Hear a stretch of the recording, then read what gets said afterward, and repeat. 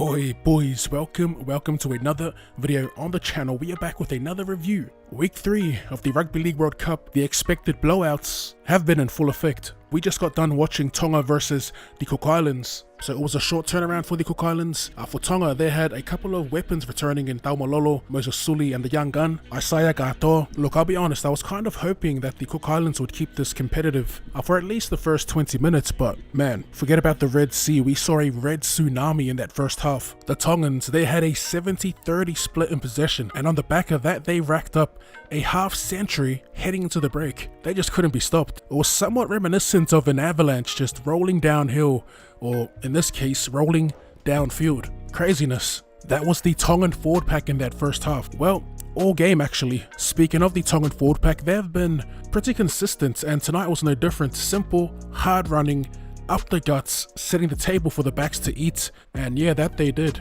In terms of standouts, it's hard to pick when it's a blowout, but a few players did stand out for me. First, Jason Taumalolo. His presence was pretty prominent in this match. From his berserking runs to his late footwork to his newly developed passing game, it was all on show. And of course, the major problems for the Cook Island defense. The man ended up scoring 2 tries as well. The first of which, a run it straight challenge that sent Makaesi Makatoa flying into the front row. I thought the other returning lad, Isaiah Gato, looked pretty good. In general, his performances during the tournament, they've been pretty impressive. Like I said earlier, I was a little skeptical in them picking him over a somewhat proven NRL talent now in Talatau Amone. But yeah, he's got the goods, man. He's got the goods. Kinda sucks we didn't get to see a pairing of Amone and Gato, but moving forward, beyond the World Cup, that's something I'm keen to see.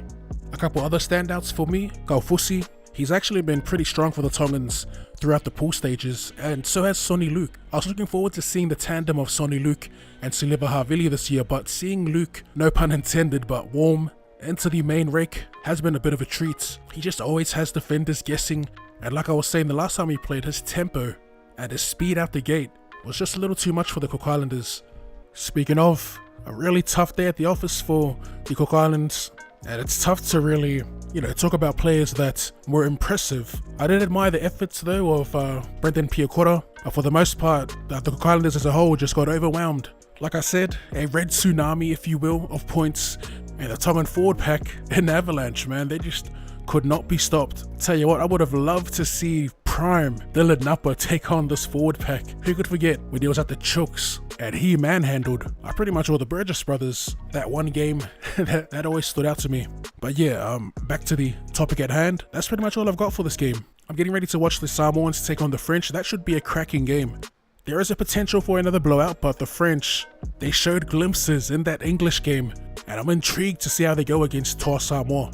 But yeah, back to the Tongans and Cookies. The Tongans, they end their pool stages in style, comfortably getting by the Cook Islanders, and now awaits the winner of the French and Toa Samoa. As always, if you enjoyed that and would like to see more Rugby League related content or more content in general, be sure to sub to the channel and don't forget to run and shake that like button. Thanks for tuning in, and I'll see you later.